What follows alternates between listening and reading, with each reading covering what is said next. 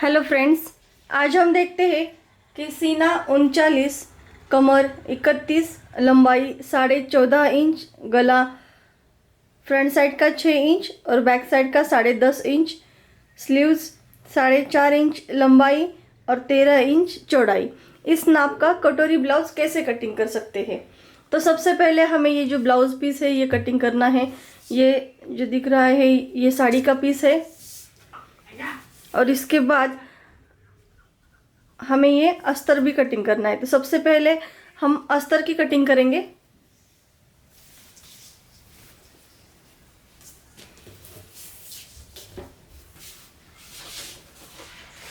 कटोरी ब्लाउज के लिए हमें सबसे पहले ये जो पेपर कटिंग रहता है उस नाप का पेपर कटिंग करना पड़ता है। तो यहाँ पे हमने पेपर कटिंग इसी नाप का कर लिया है। तो अब देखिए यहाँ पे हम ये जो नाप है वो कुछ इस तरह से रखेंगे और डायरेक्टली इसको कट करेंगे। ये है बैक साइड। अब ये कट करते समय हमें ये सावधानी बरतनी है, जबकि हमें ये जो नीचे का हिस्सा है, ये जो मिडल लाइन है, इसको बराबर एक जैसे रखना है और इसको बाहर की तरफ से आउटलाइन करना है।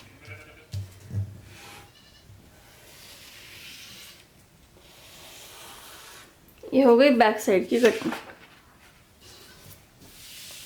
अब इसके बाद हम यहाँ पे कटोरी के साइड वाला हिस्सा कट कर देते हैं।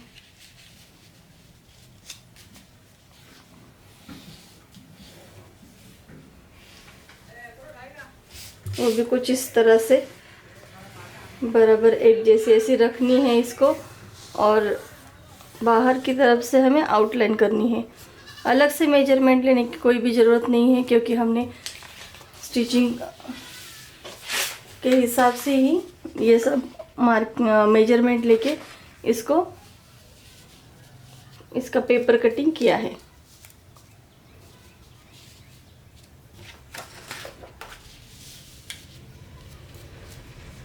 अब हम कटोरी की मार्किंग कर देते हैं इस तरह से।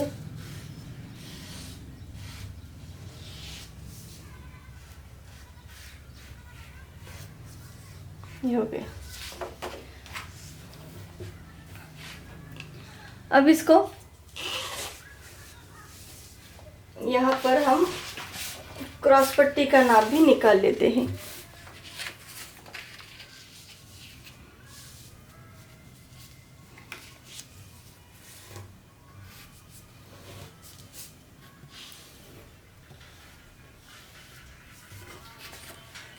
अब ये जो मार्किंग है, इस मार्किंग के हिसाब से हम इसको कट कर देते हैं। अब हम ये सभी पार्ट्स की कटिंग कर देते हैं।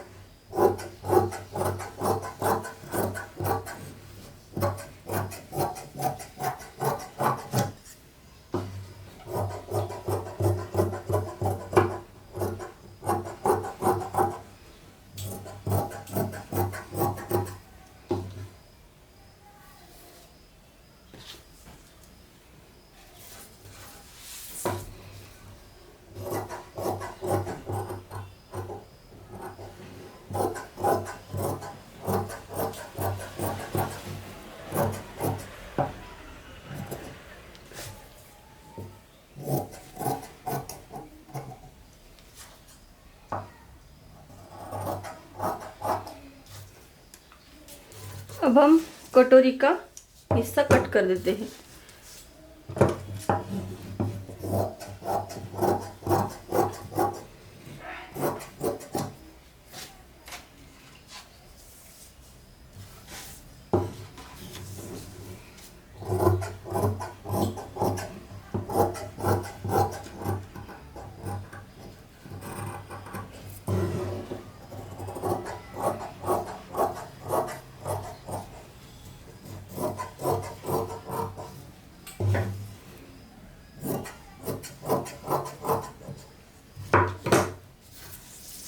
ये हो गया कटोरी।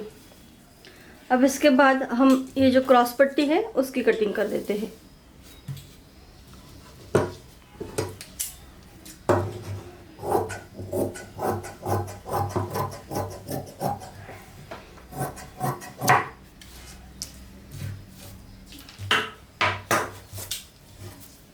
इसके बाद हमें स्लीव्स की कटिंग करनी है।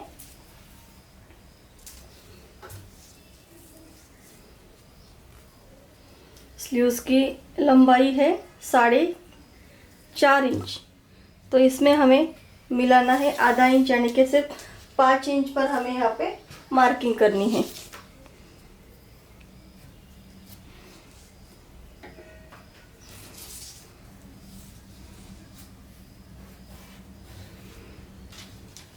अब इसके फोल्ड देखते हैं। यह है 8.5 इंच, तो यहाँ की जो फोल्ड आनी चाहिए वो है 9 इंच तक, क्योंकि ये 39 सीना इस नाप का ब्लाउज़ है। तो जाहिर है कि जो ब्लाउज़ की फोल्ड है वो भी आर्म होल की फोल्ड वो बड़ी आ जाएगी। इसकी वजह से हमें 9 इंच पर ये फोल्ड बनानी है। यहाँ से 2.5 इंच पर मार्किंग करते हैं और यहाँ से भी 2.5 इंच पर, और कुछ इस तरह से ये जो पार्ट्स है उसको हम आकार देते हैं। आधा इंच के अंतर पर हमें अंदर की तरफ से और एक आकार देना है। अब देखते हैं इसको कटिंग करके कि ये कैसे दिखता है। सबसे पहले हमें बाहर का जो राउंड है वो कट करना है, उसके बाद अंदर का राउंड कट करना है, सिर्फ ऊपर के 2 हिस्से लेकर। अब यहाँ के लिए हम पैच भी बना देते हैं इस तरह से।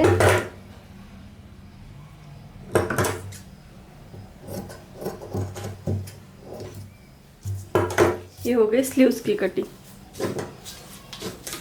तो अब देखते हैं इसी का इस्तेमाल करके हम ये जो ब्लाउज पीस है इसकी कटिंग कैसे करते हैं। बहुत ही आसान रहता है। जब भी हम अस्तर की कटिंग करते हैं बाद में उसी को रख कर विदाउट मेजरमेंट हमें सिर्फ इसकी कटिंग करनी पड़ती है। तो आइए देखते हैं। सबसे पहले तो हमें ये जो ब्लाउज पीस है उसका आधा हिस्सा लेना है बराबर, इसकी आधी फोल्ड बनानी है। जो ये क्लोज साइड आएगी, ये क्लोज साइड की तरफ से हमें बैक साइड की कटिंग करनी है। इस तरह से ये हमने यहाँ पे रखा है अस्तर का पीस, और सिर्फ इसको बराबर रखने के बाद इसकी कटिंग करनी है।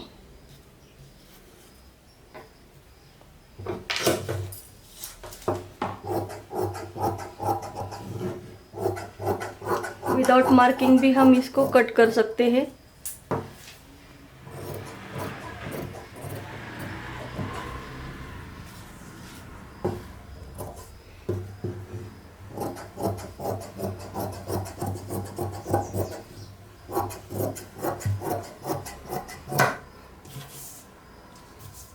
ये हो गई बैक साइड। अब हम कटोरी के साइड वाला हिस्सा कटिंग कर देते हैं।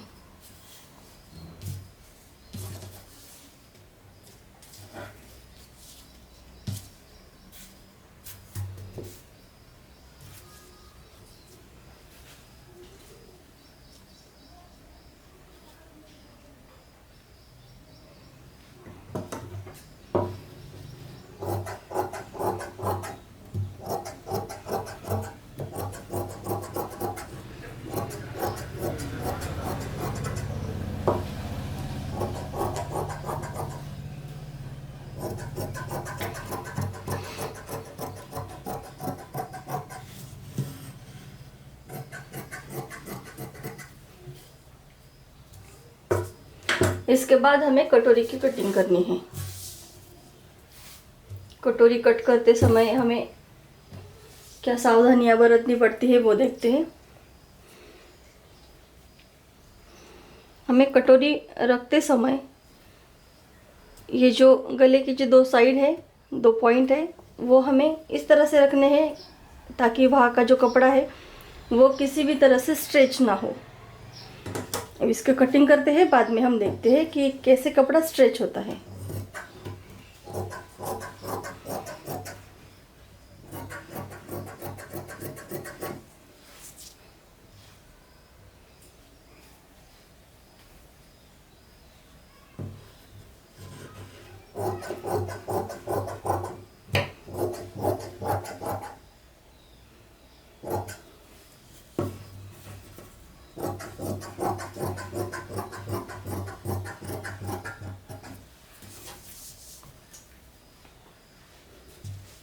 ये हिस्सा कटिंग करने के बाद देखते हैं हम, यहाँ का जो कपड़ा है वो स्ट्रेच नहीं हो रहा है, लेकिन यहाँ का कपड़ा जो है वो सभी तरफ से स्ट्रेच हो रहा है।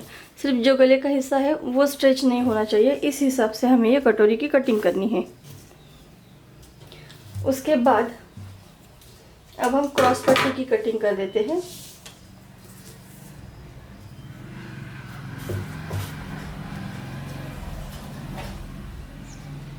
इस तरह से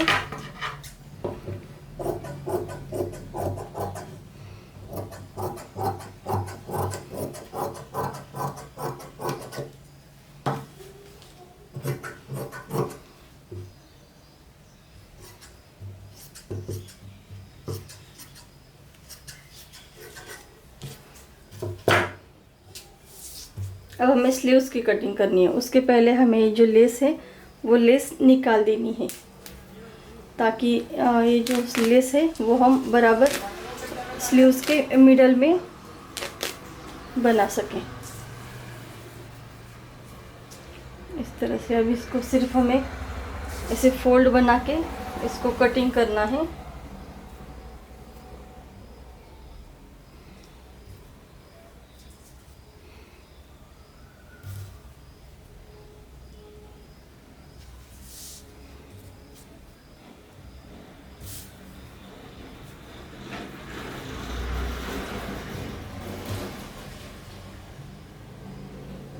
यहाँ पर हमें दोनों साइड से जॉइन लगाना पड़ेगा।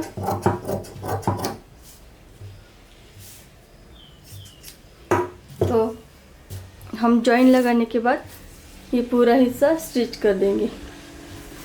तो आज हमने देखा कि बहुत ही आसान तरीके से हम ये जो ब्लाउज़ है 39 सीना इस नाप का, उसकी कटिंग कैसे कर सकते हैं।